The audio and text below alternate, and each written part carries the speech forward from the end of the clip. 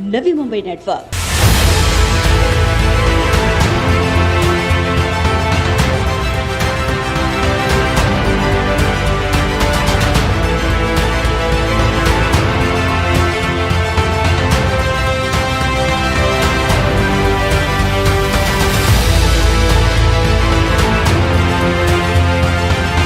हमेशा सायरन बजते रहते थे, रात में हम सो नहीं पाते थे बिल्कुल भी। फिर उसके बाद हम रेलवे स्टेशन पे रात निकाल रहे थे प्लेटफॉर्म पे बैठ कर, और वहाँ पे भी सायरन्स चल रहे थे। और जब हम एक स्टेशन पर रुके थे, वहाँ से हमारे ऊपर से एयरफोर्स के प्लेन्स जा रहे थे, तो हमको तो नहीं समझ में आ रहा था कि हो क्या रहा है। भगदड़ मच रही थी बार बार।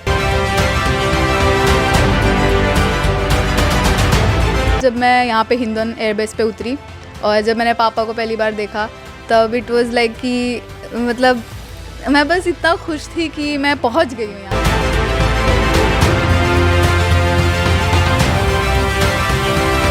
सिद्धि ने एक अच्छा काम किया, उनका 7 जन का ग्रुप था। हर इंडियन वुमन में एक वो एम्पावरमेंट देखने को मिलता है, और वो सिद्धि ने आज दिखाया कि हम भारत देशवासी कुछ भी कर सकते हैं।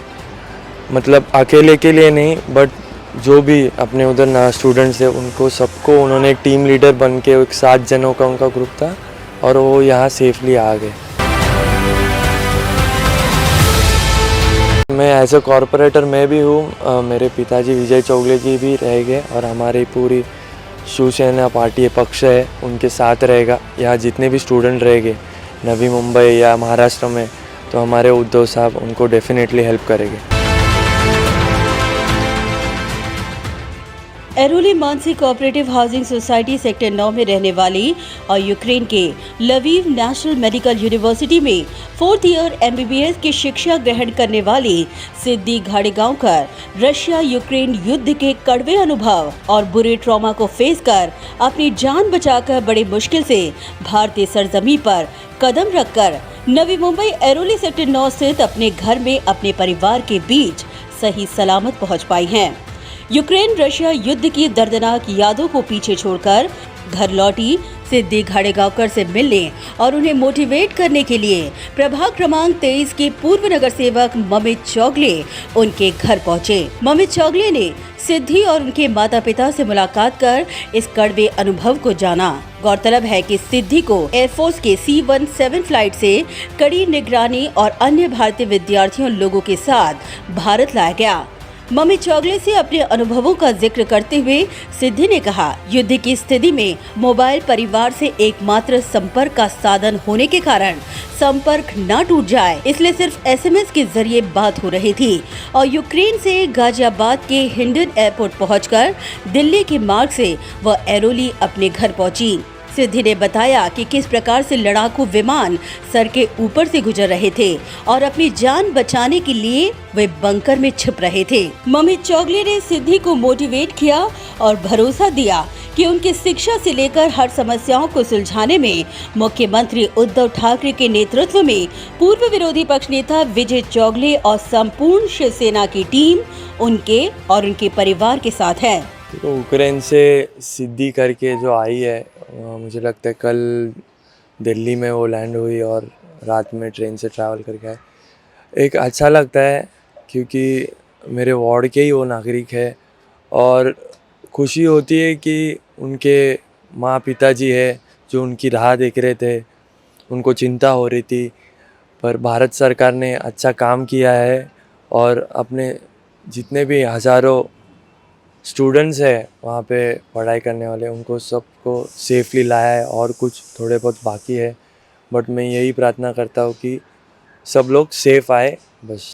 सिद्धि ने एक अच्छा काम किया, उनका 7 जन का ग्रुप था, और एक विल पावर दिखा के, और अपन जो वुमेन एम्पावरमेंट बोलते हैं, अभी हर जगह अपने को हर इंडियन वुमन में एक वो एम्पावरमेंट देखने को मिलता है, और वो सिद्धि ने आज दिखाया कि हम भारत देशवासी कुछ भी कर सकते हैं। मतलब अकेले के लिए नहीं, बट जो भी अपने उधर स्टूडेंट्स थे उनको सबको उन्होंने एक टीम लीडर बन के, एक 7 जनों का उनका ग्रुप था, और वो यहाँ सेफली आ गए। अभी इनके एजुकेशन को लेकर भी काफ़ी प्रॉब्लम में भी हैं वो, तो किस प्रकार से? अभी शायद उनका ये 4th ईयर कंप्लीट हो गया, और एक 5th ईयर कुछ उनका 1 साल और बाकी था उनका MBBS का, तो अभी देखते हैं गवर्नमेंट क्या डिसीजन लेती है। मैं एज अ कॉरपोरेटर मैं भी हूँ, मेरे पिताजी विजय चौगले जी भी रहेंगे और हमारी पूरी शिवसेना पार्टी पक्ष है उनके साथ रहेगा। यहाँ जितने भी स्टूडेंट रहेंगे नवी मुंबई या महाराष्ट्र में, तो हमारे उद्धव साहब उनको डेफिनेटली हेल्प करेंगे। वहीं सिद्धि घाड़ीगांवकर ने अपने कड़वे अनुभवों और ऐरोली स्थित अपने निवास स्थान पर पहुंचने की अपनी खुशी का इजहार किया। एक्चुअली जब वॉर स्टार्ट हुआ था तब सबसे पहले मेरी बात मेरी मम्मी से ही हुई थी। उनका ही मुझे फ़ोन आया था, उन्होंने ही मेरे को कहा था कि देखो आप निकलो वहाँ से, आप अपनी सेफ्टी का ध्यान रखना, सारे डॉक्यूमेंट्स का ध्यान रखना, आप जल्दी से जल्दी निकलो, क्योंकि वो काफ़ी परेशान हो गई थी यहाँ पे। और न्यूज़ में भी सब कुछ आ रहा था और हमको इतना ये नहीं था कि हम न्यूज़ देखें या कुछ देखें, हम उस टाइम पे फोकस थे वहाँ से निकलने पे। तो हम सबसे पहले मेरी मम्मी से बात हो रही थी और मेरे पापा से भी बात हो ही रही थी जितनी हो सके उतनी, क्योंकि हमारे पास फ़ोन्स में बैटरी वगैरह भी नहीं थी, क्योंकि चार्जिंग वगैरह भी नहीं हो पा रही थी। तो सबसे ज़्यादा पापा से मैसेज से ही बात हो रही थी, कॉल तो नहीं। उस टाइम पे ऐसा सिचुएशन ही था कि हमको कुछ भी करके वहाँ से निकलना था, और अगर हम वहाँ से उस टाइम पे नहीं निकलते तो शायद हम भी फंस जाते। हमेशा सायरन बजते रहते थे, रात में हम सो नहीं पाते थे बिल्कुल भी। फिर उसके बाद हम रेलवे स्टेशन पे रात निकाल रहे थे प्लेटफॉर्म पे बैठ कर, और वहाँ पे भी सायरन्स चल रहे थे। और जब हम एक स्टेशन पर रुके थे, वहाँ से हमारे ऊपर से एयरफ्लोज के प्लेन जा रहे थे, तो हमको तो नहीं समझ में आ रहा था कि हो क्या रहा है। भगदड़ मच रही थी, बार बार ट्रेन पूरी तरह भर के आ रही थी। तो जो छोटे छोटी लड़कियाँ थी, बच्चे भी थे वहाँ पे, तो हम बस पुश कर रहे थे वहाँ पे, लाइक कि अगर एक बंदा भी चढ़ जाता है तो कोई बात नहीं, बट कब कैसे तो चढ़ के हमें बस चढ़ना है उस ट्रेन में, ताकि हम कहीं पे तो पहुँचे, वहाँ से तो बाहर निकले। वो जब भी लाइक सायरन्स बजने लग जाते थे, हम बंकर में भागते थे, क्योंकि हमको यही मतलब गाइडेंस दिया गया था वहाँ पे कि जैसे ही सायरन बजता है आपको अंडरग्राउंड बंकर्स में भागना है। तो उस टाइम पे सच में हमें भी घर की याद आती थी, हमको भी हमारे पेरेंट्स की याद आती थी, क्योंकि वहाँ पे सपोर्ट के लिए तो बस हम ही थे, बच्चे ही थे सारे, और सब अपनी जान बचाने के लिए कोशिश कर रहे थे। तो हमको घर की तो उस टाइम बहुत याद आती थी। इमोशनल मोमेंट तो तभी था जब मैं यहाँ पे हिंदन एयरबेस पे उतरी, और जब मैंने पापा को पहली बार देखा तब इट वाज लाइक कि मतलब मैं बस इतना खुश थी कि मैं पहुंच गई हूँ यहाँ पे एक बार, एक बार को ये सब ख़त्म हो चुका है और अब मेरे को ये सब वापस नहीं फेस करना पड़ेगा। और ये जो जर्नी थी मेरी और ये जो हॉरिफाइंग सिचुएशन थी वो ख़त्म हो गई अब बस।